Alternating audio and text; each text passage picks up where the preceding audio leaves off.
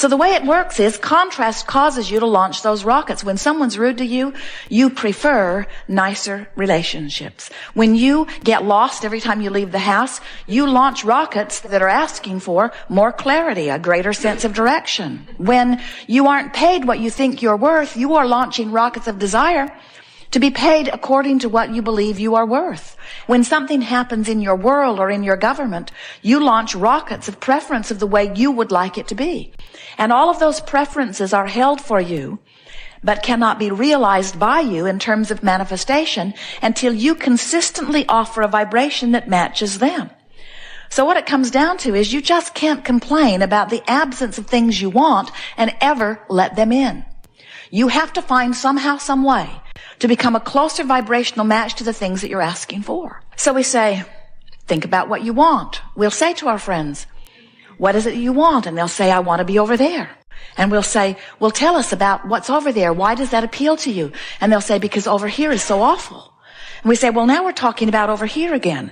Let's talk about over there. And they say, all right, I really want to get over there. And we'll say, well, tell us what's over there. What will it be like when you're over there? And they'll say, oh, it will be so much better than over here. And we say, in what way? And they'll say, well, let me tell you what's wrong with over here.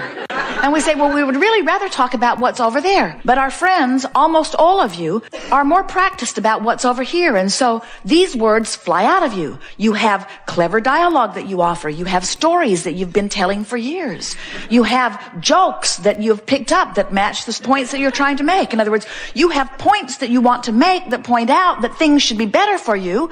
But in every moment that you're making those points, you're holding yourself vibrationally apart from the better life that is waiting for you in vibrational escrow. In other words, you just can't keep telling those stories. You just can't keep activating where you are and move to a different place. And that's why most of the people you know, maybe even you're noticing it in your own life experience, things don't change that much for you. Different places, different faces, but things keep percolating along pretty much as they have been because most of you are offering most of your vibration in response to what you are observing. So you observe what is, you offer a vibration about what is, the universe matches what is, and then you observe what is. And then you observe what is, and you offer a vibration what is, the universe matches what is, and then you observe what is. And as you observe what is, you offer a vibration of what is, and the universe matches what is, and then you get more of what is. And then you observe what is, and then the universe matches what is, and then you complain about what the universe is doing about what you're getting, and then the universe matches more of it, and then you're getting the picture, aren't you? Something has to change in your approach to the way you offer your vibration. And what we're really wanting to say to you is you have to decide that you're going to offer your thoughts in response to how they feel, not in response to how habitual they are. It would sort of be like having something that your mother cooked for you that you never liked. And now you've been out of her kitchen for years, but you still eat it every day. And someone says to you, you must really like that. And you say, actually, I can't stand it. And they say, then why are you eating it? And you say, what? Well, I eat it because I've always eaten it. My mother encouraged me to eat it, and so I just eat it. And your enlightened friend might say, why?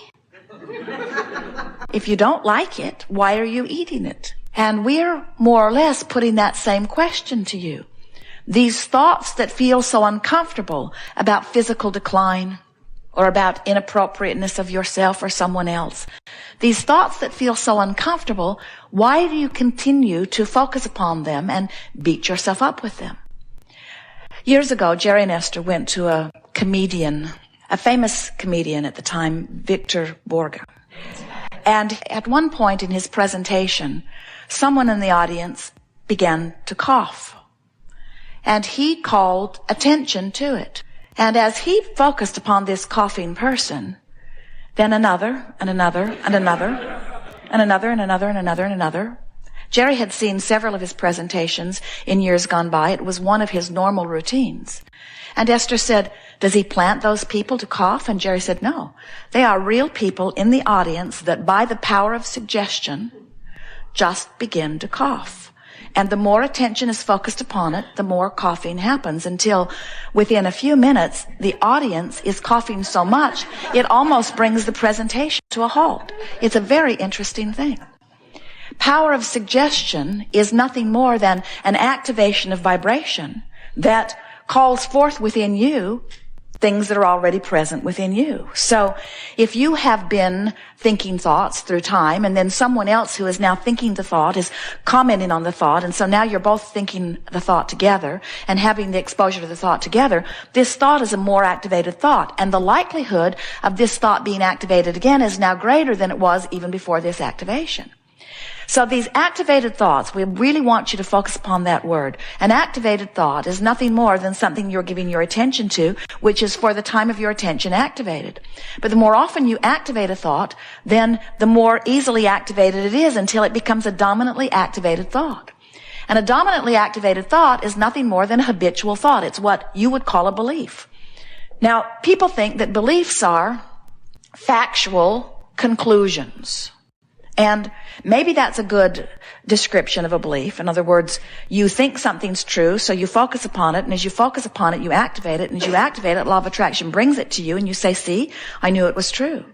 And we say, everything is truth that you give your attention to for very long, because you can't give your attention to anything for very long without activating it enough that it will manifest in your experience. And so saying, I'm giving my attention to this because it's true, seems a little silly to us. That's like saying someone else focused upon something they did not want long enough that they activated it long enough that it manifested in their experience, and because it is manifested in their experience by their attention to it, then I should give my attention to it long enough that it activates and manifests in my experience.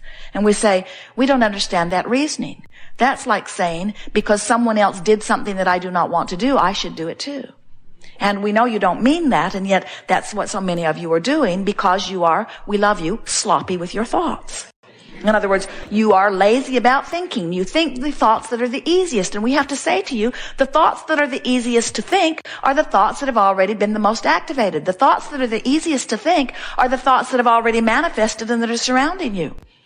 If a comedian can make a room full of people begin coughing just by the power of suggestion in a matter of minutes, then can you imagine what's happening to you as you listen to the television playing in the background with hour after hour after hour of commercial pointing out your fallibility, pointing out the decline of your physical body, offering suggestions of things. The government thinks that they are doing you a favor by pointing out all of the side effects of the different things that they're offering. But actually, they have compounded the negative effect of the commercials by 1,000-fold, because now, not only is what activated within you the slight symptom that you might have that makes you ask for this ingredient that might cure it, but now you are privy to all of the vibrational dialogue about all of the possible side effects, because one person in a city that you do not know had such an effect, and so now they feel that they must point that out to you. It might make you blind, they say. Probably not a very good chance of that, but you hear that commercial a few thousand times and you're coughing in the audience. It's just the way it works, you see. Do you know that's what your negative emotion is? Please return to the highlighted route. Please return to the highlighted route. Is your indication that you are not now in vibrational alignment with what you are wanting. As kids, did you play the game hot and cold, where somebody knew where you were supposed to go and then they gave you guidance? You're colder, you're hotter, you're colder, you're hotter as you move closer or further from your destination. It's the same thing. Your guidance system is letting you know where you are, the vibrational relativity between where you say you want to be and what's waiting for you over there in vibrational escrow, and the thoughts that you are activating right now, which equal your point of attraction. You will never move towards something that you are vibrationally different from. So when you think about it, your vibrational escrow is full of all of the things that you've been thinking about. Some of them you want, some of them you don't want. And you can tell by the way you feel whether you're moving towards something that's going to feel good when it gets there, or whether you're moving towards something that doesn't feel so good when you get there. You know, you wake up, you're sort of ornery. You don't take time to think thoughts of appreciation. You just go with the flow of ornery. You were overwhelmed when you went to bed, and you feel a little overwhelmed when you wake up. And then in that vibration, one of your kids does something that is even compounding the irritation. And before you know it, you're announcing to yourself, this is going to be another one of those days. And we say, those are the kinds of days or moments that are moving you toward a manifestation that when it gets there, you're not going to like it. And when it gets there, you're going to say, if you've not been aware of your vibration, where did that come from? Just came out of the blue, you say. And we say, no, never. You were moving incrementally before it. Now we will say to you, and this is really worth making note of, 99.99% of every creation is complete before you see physical evidence.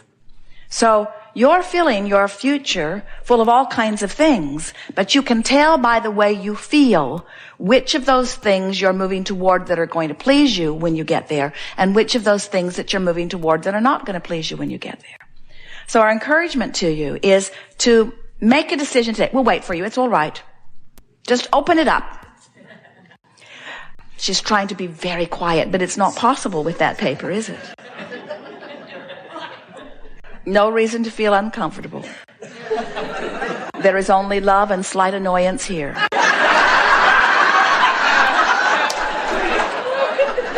No annoyance. So when you realize that what's unfolding in your vibrational future is shown to you by the way you feel, then you reach a place where you really want to say, it matters how I feel. And when you make that decision that it matters how you feel, now you've activated your own personal guidance. Now you're never going to be lost in the desert again. You're never going to be disoriented again. We don't want you to fear your thoughts. You live in an environment with enormous latitude, on the brink of magnificent creation, on a platform that is based in well-being. In other words, it's not even a 50-50 chance that things will go bad for you. It's almost a sure thing that things will go wonderful for you. In fact, your legacy is one of well-being. It takes a lot of vibrational discord to go far from where you think you want to go. And you know what mixes you up about this? You see people create things like maybe a friend will die. And you think, most of you who don't want to die or don't want to die yet, you've accepted that you will, but you don't want to do it ever.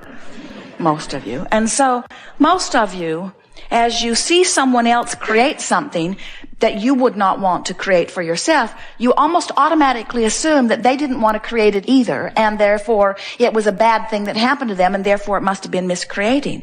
And you just don't know that. You cannot know the vibrational relationship between what anybody else wants and where anybody else is. And when you try to factor in their opinions about this and that and the other, you lose your place. That's why so many people have lost track of their journeys. It's why so many people, you have this incurable disease. Somebody gives it that label.